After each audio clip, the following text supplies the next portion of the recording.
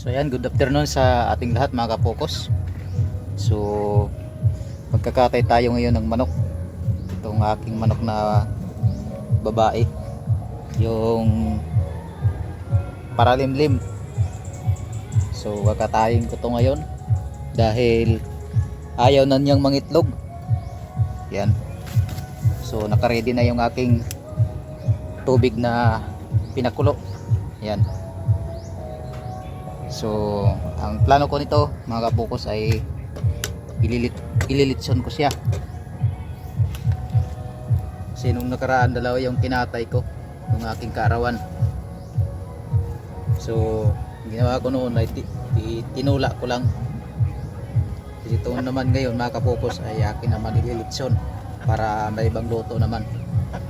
So ayan, stick tune lang kayo mga kapokos, medyo mataba-taba rin ito. So ayan, kumukulo na yung aking tubig na pinainit. Yan guys, bago ko tahiin muna tong manok na to na aking ililitson.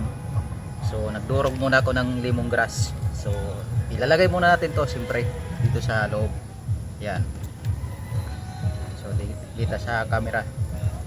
Yan guys, bago natin tahiin, ilalagay muna natin sa loob para mabango yung ano niya. Yan.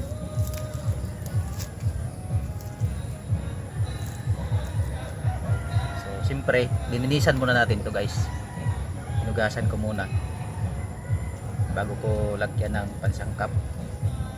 So ayan, tatahiin naman natin to guys. So itong pantatahin natin ay stainless po ito para iwas tayo sa titano. So ayan, ito natin banda sa may unahan dahil hindi kita sa camera. So tatayin natin. So, bilisan lang natin guys dahil paparating na ngayong ulan, nagbabadya na yung ulan. Ayan.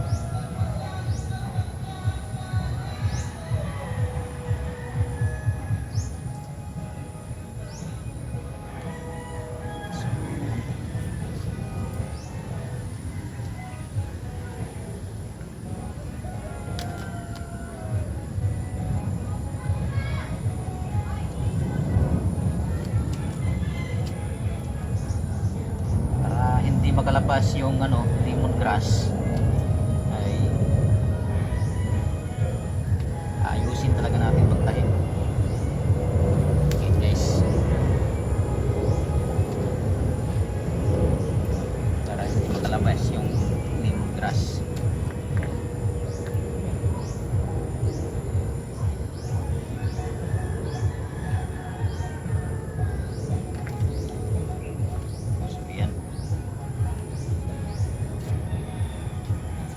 Mahaba yung natin panali.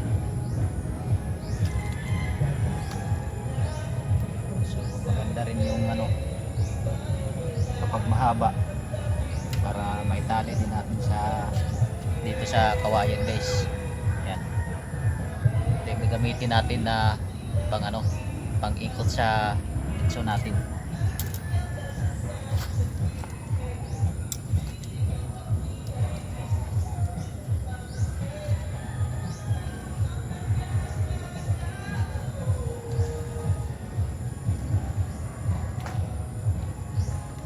Ayan guys, itatali na natin.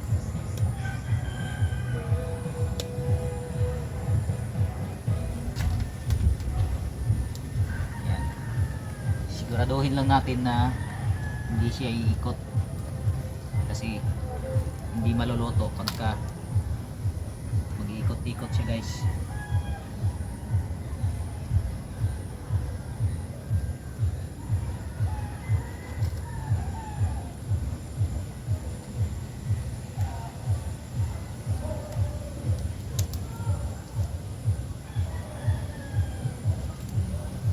Ayan.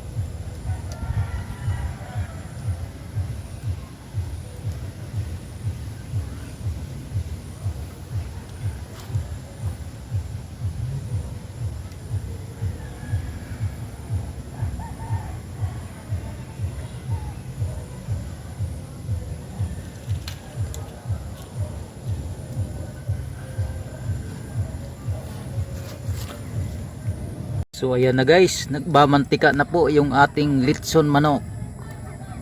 Ayan.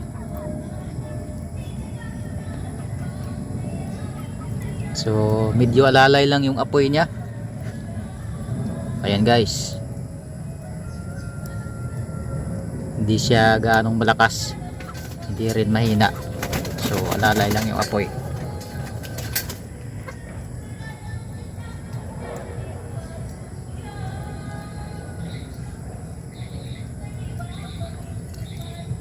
Ayan.